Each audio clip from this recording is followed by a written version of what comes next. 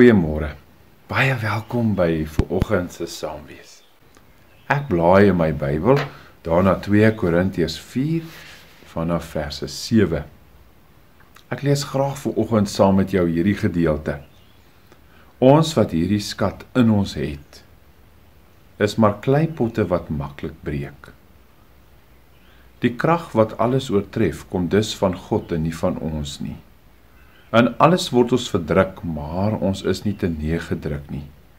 Ons is oor raad verleë, maar nie radeloos nie.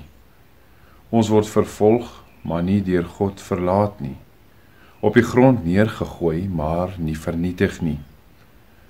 Die sterwe van Jesus dra ons altyd saam in ons liggaam, sodat ook die lewe van Jesus sigbaar kan word in ons liggaam.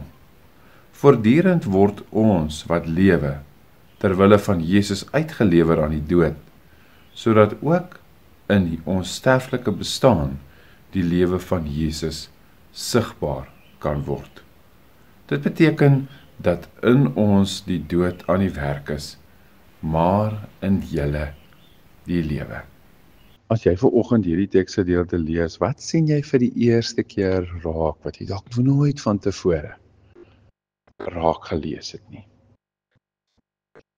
Here, baie dankie vir hierdie teks van vanoggend, en dat ons dit sommer net weer lekker saam kan lees, en dat daar dalk iets nuuts vir ons mag uitklim uit hierdie teks, uit die nuwe betekenis, mag ek die eerste keer dalk iets raak sien, wat in my hart mag kom waarde toevoeg, wat my nuwe perspektief mag gee.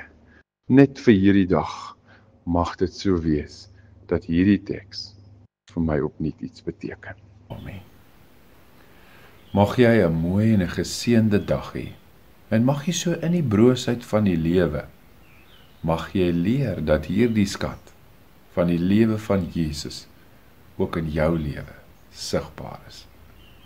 Mooi bly.